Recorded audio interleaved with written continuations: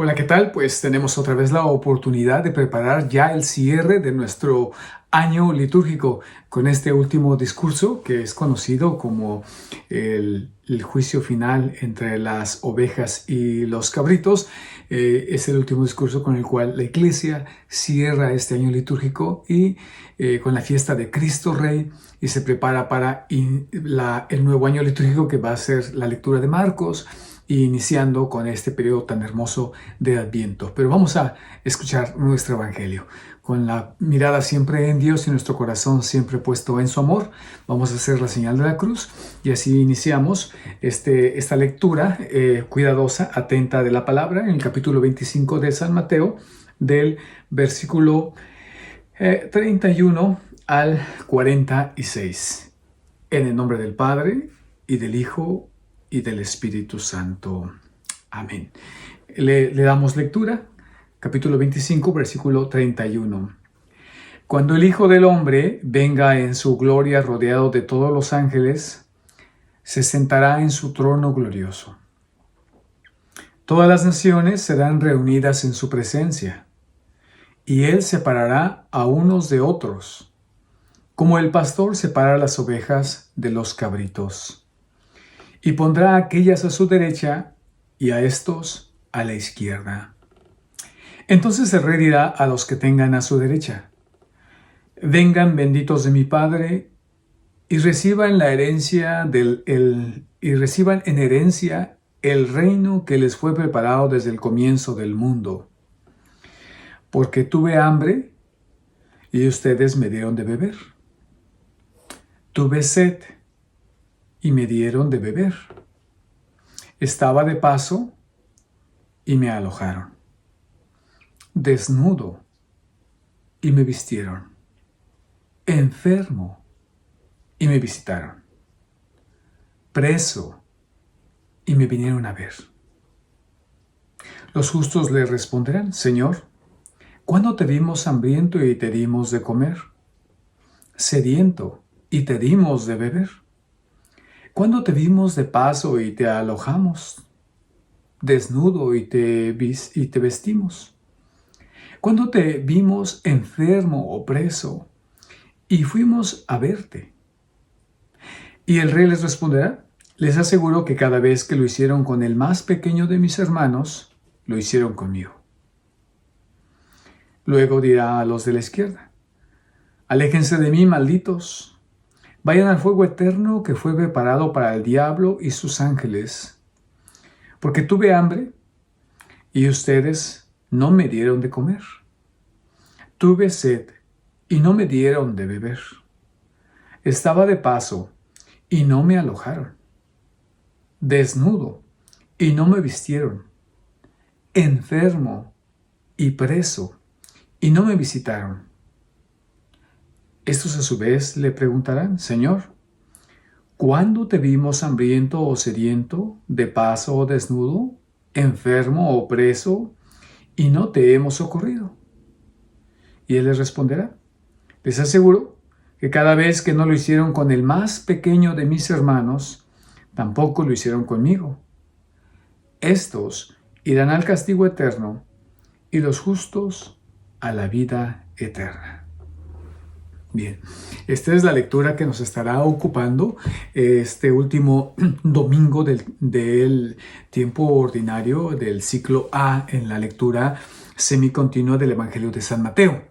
Y este es una de las parábolas de Jesús, uno de los discursos de Jesús, parábolas porque contiene algunos elementos por ahí extraños, y de los discursos, ¿verdad? Porque de alguna manera es una construcción hecha de Jesús para hablarnos del juicio final. Entonces, de aquí podemos mirar como tres elementos, ¿no? En el capítulo 25 hemos escuchado tres relatos, ¿verdad? Y tres parábolas, podríamos decir. La primera es la de las 10 vírgenes, ¿se acuerdan? Las descuidadas y las cuidadosas, por decirlo, las prudentes, las sabias y las descuidadas. Y a donde viene el novio, que viene a una hora inesperada, medianoche, hasta estaban dormidas. La segunda parábola de la semana pasada donde este hombre se va y deja sus bienes, se los deja de alguna manera para ser administrados a 3 de sus esclavos, 5 talentos, 2 talentos, 1 talento, y regresa a pedir cuentas. Entonces, la venida, ¿verdad? La venida del Hijo del Hombre, ¿verdad? La venida del Mesías, la segunda venida, la parusía, que viene a pedir cuentas, y después, hoy, que se hace un juicio. Ustedes a la derecha, ustedes a la izquierda. Podemos mirar estos tres discursos, estas 3 parábolas de alguna perspectiva unilateral, ¿verdad? Única. Y aquí, y cada una de ellas tiene elementos cada vez como más importantes y más profundos que van especificando. De alguna manera, esta parábola es muy interesante, que ha llamado mucho la atención no tan solo en el ámbito cristiano, sino algunos ateos, ¿verdad? Algunos ateos. Y aunque no pudiéramos decir que algunos filósofos sean ateos como Immanuel Kant, podríamos decir que no podríamos decir porque no hay simplemente no podríamos decir que rechaza la idea de Dios. De hecho, en una de sus obras, La crítica de la razón pura, al final queda deslumbrado con la naturaleza y parece ser que evoca a Dios, ¿verdad? Aunque no lo dice específicamente. Pero de alguna manera esto apoya. ¿Por qué? Porque ¿qué significa? Que esto es un discurso fascinante incluso para los no cristianos. Porque los que actúan como los que dejan de actuar, los que hacen la caridad o los que no hacen la caridad, en términos más católicos, los que hacen las obras de misericordia o las que no las hacen, de alguna manera no reconocen a Cristo en estas acciones, no reconocen que Él sea Él, de alguna manera, a quien le están socorriendo. Por tanto, esto implica a una universalidad, ¿sí? A una universalidad. Si nos damos cuenta, encontramos los elementos. Por ejemplo, cuando digo de eso, es, por ejemplo, Immanuel Kant. Siempre me fascinó él. En la filosofía, a él fue con quien escribí mi tesis sobre la crítica de la razón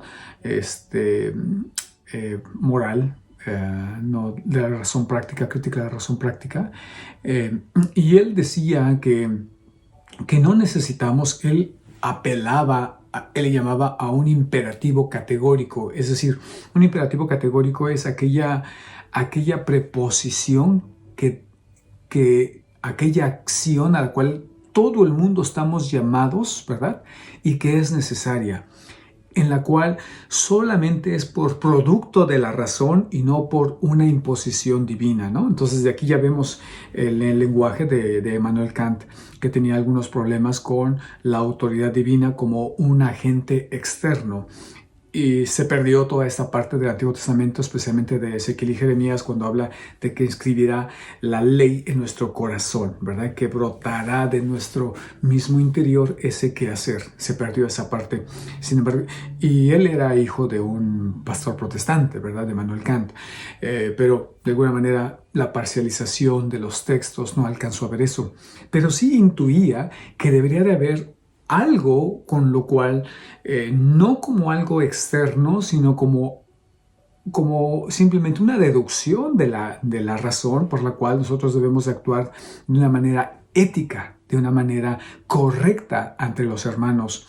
Y en su libro de la fundamentación de la metafísica de las costumbres, que después, este es un libro en donde está buscando este imperativo categórico, ¿verdad? Esta acción con la cual debe ser universal, simplemente por hecho de la razón. Después la recopila en la crítica de la razón práctica. Pero la que me gusta, porque son como unas seis formulaciones de ella, pero la que más me gusta es la que han titulado como una formulación de la humanidad. Y dice: obra, habla de nuestra manera de ser, de actuar, ¿verdad? Obrar de tal modo que trates a la humanidad, tanto en tu persona como en la persona de cualquier otro, siempre al mismo tiempo como fin y nunca simplemente como medio. Me encanta esta formulación, ¿sí? Entonces habla de enfrentarnos a la humanidad, de reconocer que hay una dignidad intrínseca. Una dignidad, cuando hablo de algo intrínseco, es que esta dignidad no se le da, no la adquiere, sino que viene con el mismo hecho de ser humano. Eso es algo intrínseco que no se le puede dar, no es como un bien, como una ropa, como un título, sino simplemente es como hijo. El hijo nadie se lo da, simplemente viene cuando nace, porque proviene de un padre y de una madre, y eso es algo intrínseco que ya le viene, todas las personas son hijos. Y esto mismo dice él, ¿verdad? Que hay una dignidad intrínseca en todo ser humano. Y esto me gusta porque también es parte de lo que nosotros llamamos católicos, pero nosotros lo basamos en la Biblia, en la imagen y semejanza de Dios. Todos tenemos, al poseer y al ser creados a imagen de Dios, imagen y semejanza, todos poseemos algo intrínseco, esta dignidad. Yo recuerdo cuando, y sé que esto es difícil, ¿no? Este tema, pero recuerdo que una familia me llegó a visitar, pues muy cansada, ¿no? Cuando hay personas con adicciones, es muy pesada sobrellevar esta vida, ¿no? Porque la adicción, yo creo que la adicción, independientemente cuál sea, la primera adicción es a la mentira. Es decir, que no quieren reconocer su adicción, que no quieren reconocer, y cuando lo reconocen dicen que ellos pueden solos, que ellos pueden en cualquier momento parar, que no reconocen que necesitan una ayuda, que la vida se les está saliendo de las manos, y ellos no es que quieran mentirnos a nosotros, sino que quieran que ellos mismos quieren creer eso que no es cierto. Entonces yo a toda adicción yo llamo que siempre está la primera adicción a la mentira, que quieren vivir y que viven en una mentira, mintiéndose y mintiendo a los demás. Entonces hacen promesas, ¿no? Hacen promesas de ya voy a parar, ya esto es la última vez, ya no lo voy a hacer, ya no lo estoy haciendo, etc. Y una vida así pues es demasiado, ¿verdad? Porque generalmente los familiares, la esposa, los hijos van cargando esta experiencia. Y recuerdo que una familia hace muchos años llegó conmigo y me dice, pues ya no sabemos qué hacer, ¿no? De repente llega esta persona y la corremos, ya nos mintió y ya llegó borracho, ¿verdad? En este caso era una adicción al alcohol. Y yo les recordaba, recuerden que esta persona, independientemente de que sea, hoy la adicción se llama ya una enfermedad, pero independientemente de que sea una enfermedad o sea algo, recuerden que eso es una persona humana. Y que borracho, drogado o etcétera, posee intrínsecamente, otra vez esa palabrita, la dignidad de Dios, la dignidad humana, que está inscrita a su imagen y semejanza. Entonces les decía, el corregirlo, el ayudarle a estar con ellos, no les da el derecho a maltratarlo. No les da el derecho a maltratarlo, sino que debiésemos y tenemos que tratarle siempre con esa dignidad. Obviamente poniendo límites, obviamente, ¿verdad? No dejándose manipular, lo que tú quieras. Pero no justifica que nosotros maltratemos o lastimemos verbalmente o físicamente a esta persona, ¿verdad? Y vuelvo a repetir que aunque es un tema difícil, y esto es lo que habla Immanuel Kant, ¿verdad? De alguna manera, obra de tal modo que trates a la humanidad tanto en tu persona, sí, es decir, que tú mismo reconozcas esa dignidad como en cualquier otro, siempre al mismo tiempo como una finalidad y no como un medio. Es decir, que nunca utilices ni tu persona ni a otra persona como un objeto, que lo utilizas para tus propios bienes y que después lo destituyes. Por esto, creemos que de alguna manera este discurso puede ser la inspiración de esta gran premisa, de este gran imperativo categórico de Kant, y que de alguna manera se hace universal el mensaje de Jesucristo desde esta manera. De hecho, por eso los teólogos alcanzan a mirar que dice, cuando venga el Hijo del Hombre, evocando la figura del profeta Daniel, cuando el Hijo del Hombre venga en su gloria, rodeado de todos los ángeles, que habla de ese juicio final, se sentará en su trono glorioso, es decir, como rey, todas las naciones, y aquí está la palabra, todas las naciones, que no solamente corresponde al pueblo escogido, al pueblo de Israel, sino a todos los pueblos, y en su presencia, y él separará a unos de los otros, como el pastor separa a las ovejas de los cabritos. Y aquí entonces vuelve a recobrar que ese pastor, ese rey es pastor, ¿sí? En esta doble figura, el rey y pastor, ¿verdad? Que recupera también la figura en el fondo de el rey David, que era pastor, ¿verdad? Que ejerció su pastoreo de una belleza que cuentan en el libro de los Reyes, que incluso él podía pelear contra las fieras para poder defender a sus ovejas. Y aquí viene la separación. En esta parte también tenemos que mirar de alguna manera esta separación, no solamente cuando en la noche se separa a los cabritos de las ovejas, y la separación, esto me pareció fascinante, yo lo acabo de aprender, no lo sabía, es porque los cabritos y las ovejas necesitan diferente tipo de temperatura. La oveja, por su misma lana, es más caliente, entonces necesita un ambiente más frío. Y la cabra, por su piel y su pelo, que no es como el del borrego, necesita más calor. Entonces, la cabra, ¿verdad? Los cabritos necesitan un poquito más de cuidado, más de calor en las noches para poder sobrevivir el frío. Y la oveja es más independiente de esto, ¿no? Entonces, esto no habla, obviamente habla de una separación, pero no habla exactamente de esta separación cuando llega el pastor y guarda a sus ovejas y separa las ovejas de los cabritos, porque esto sí se daba, vuelvo a repetir, para darles condiciones necesarias para su subsistencia. Lo que algunos teólogos, y esta es la parte que a mí me gusta, de alguna manera me convence, es que esta separación es cuando a los cabritos se les destinaba para ser sacrificados. Entonces, sí, esta separación viene a los de la izquierda son los que van a ser sacrificados y los de la derecha son los que van a continuar en el redil, los que se les va a continuar alimentando y dando la vida. Esta imagen de esta separación pues habla de este juicio final, ¿no? Que al final creo que corresponde mucho con el discurso que Jesús nos dice, porque al final dice, y cuando dice vayan al fuego eterno que fue preparado para el diablo y sus ángeles, ¿verdad? Al sacrificio, pues unos iban, pues sí, para ser quemados, ¿verdad? Las partes que no eran, se sacrificaban y las partes que no eran comibles, pues se quemaban. Entonces, conserva esta imagen.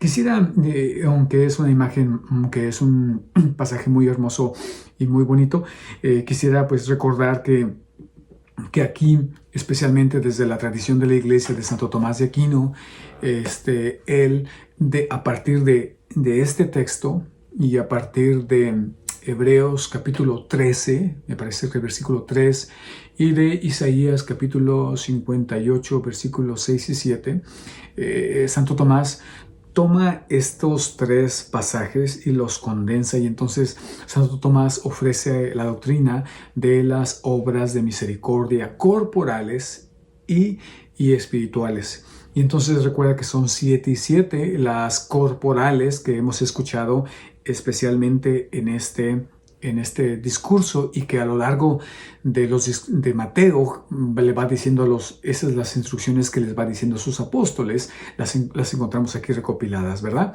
Dar de comer al hambriento, ¿verdad? Dar de beber al sediento, dar posada al necesitado, vestir al desnudo, visitar al enfermo y al preso, y enterrar a los muertos. Y las obras espirituales, enseñar al que no sabe, dar el buen consejo al que lo necesita, corregir al que está equivocado, perdonar las injurias, consolar al triste, sufrir con paciencia las debilidades de los demás y rogar por vivos y difuntos. Estas 7, ¿verdad? Que de alguna manera voy a repetir que es una recopilación de la doctrina de Santo Tomás, y que toma este capítulo 25 de San Mateo, Isaías 58 y Hebreos 13, y obviamente pues todo lo que está allí, ¿verdad? Habla de esta compilación para la doctrina cristiana. Y lo que de alguna manera quisiera que resaltáramos, ¿verdad? De esto es algo bien interesante, que en este juicio, aparte de que hemos dado cuenta de que sorprende que el que hace la obra de misericordia corporal, el que da de comer, le pregunta a Jesús: ¿y cuándo fue eso que yo te vi desnudo? ¿Cuándo fue que yo te vi hambriento? ¿Cuándo fue que estuviste sediento y yo te asistí? ¿Y cuándo fue que estuviste así y yo no te asistí? Te responde el de la izquierda. Y va a decir Jesús: bueno, lo que hiciste con estos pequeños, ¿verdad? Lo hiciste también conmigo. Es decir, que la persona actuó, como decía Immanuel Kant, actuó simplemente porque se compadeció de la miseria, porque actuó con misericordia, porque miró la miseria de la persona en sí misma, y no lo hizo por un bien mayor, no lo hizo por la recompensa de la vida eterna, sino está practicando lo que tú hagas, lo que haga tu mano derecha, que no lo sepa la izquierda. Está practicando eso simplemente porque reconoce en cada ser humano, ¿verdad?, a otro ser como sí mismo, y actúa no movido por una fe o una religión, sino que actúa movido de misericordia. Bien, y aquí quiero dar dos pasos. El primer paso es decir, que este juicio no se llevará a cabo en la razón de la observancia de algún precepto, ni a partir de ciertas enseñanzas doctrinales, sino que se fundamentará en la autenticidad de la nueva vida que el Hijo amado del Padre ha hecho posible y ha enseñado e invitado a asumir en el Sermón de la Montaña. Es decir, se trata de la evaluación de la justicia mayor exigida a los discípulos de quien ha venido a cumplir toda justicia. Me explico. Cuando hablo de no reconocer a Jesús, ¿verdad?, no hablo de un distanciamiento o solamente de una ONG, ¿verdad?, de una organización sin ámbitos de beneficios, ¿verdad?, sino que hablo de que esta actitud jamás podrá ser llevada a cabo si no está de la presencia, si no se está viviendo la vida propia de Jesús. Y de aquí hay dos grandes figuras, y con esto termino. Hay dos grandes figuras muy importantes en los últimos años, en el siglo pasado, como es Dorothy Day, una americana activista, y la Madre Teresa de Calcuta. ¿Sí? Estas dos personas han encarnado de alguna manera estas obras de misericordia de una manera excelente. Y las dos tienen algo importantísimo que en este caminar la retoma Thomas Merton, este monje, y en su libro The Living Bread dice, y lo voy a leer textualmente, dice: la razón que cultivamos una vida de oración frente al Santísimo Sacramento no es solamente para llegar a ser personas de santidad o sacerdotes santos, sino sobre todo para llegar a ser personas de caridad,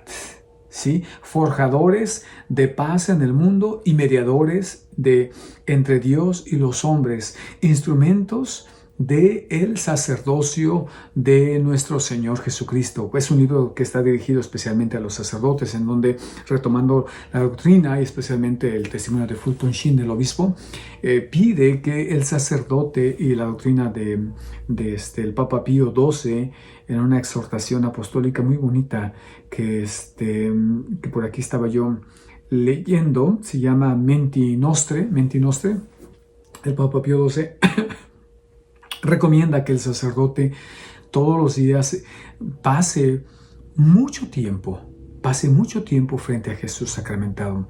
Y la razón no es para olvidarse de sus quehaceres, para no ser responsable del día a día, del visitar al enfermo, de vestir al desnudo, de instruir al ignorante, sino de llenarse de Dios, transformarse en otro Cristo, y entonces ¿verdad? A actuar con misericordia.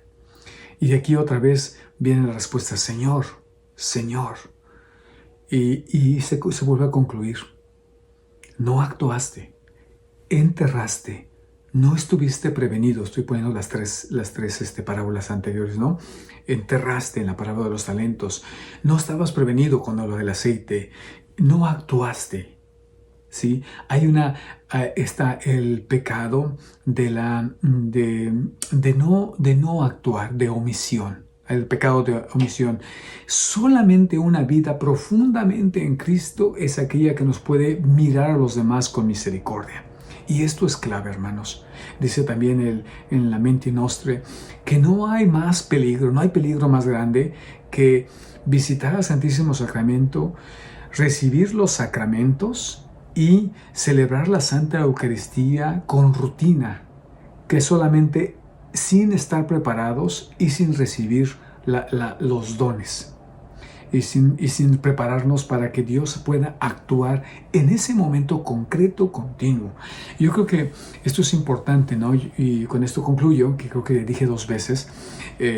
Primero, yo creo que debemos de reevaluar lo que no estamos haciendo, por un lado, cómo estamos mirando al prójimo, cómo miramos especialmente a aquel que creemos que yo no tengo nada que ver con esa persona, ¿verdad? En la cual no es mi problema, y entonces ya no estamos actuando como seres cristianos. Y el segundo, cómo mis sacramentos, cómo mi vida día a día, cómo mi experiencia con la Eucaristía me está transformando como un hombre de caridad. No solamente cómo me pone frente a Dios, ¿verdad? En algo privado, sino cómo me pone frente a mi prójimo, cómo me hace ser misericordia, cómo me hace mirar. El ser misericordia me hace mirar la miseria de mi hermano y socorrerla. Algo difícil en el cual no podemos ser sostenidos, sino es desde la transformación verdadera de Jesús Eucaristía. Que el Señor les bendiga y esperemos que este año litúrgico pues recoja muchos frutos, que sea como el harvest, que sea como la cosecha, y que este nuevo tiempo de Adviento pues nos ayude a preparar nuestro corazón para esa venida de Jesús ahí, en ese pesebre donde Él se hace alimento, donde Él se hace ser humano para estar con nosotros y serse misericordia. Que el Señor les bendiga. En nombre del Padre, del Hijo y del Espíritu Santo. Nos vemos en la Eucaristía.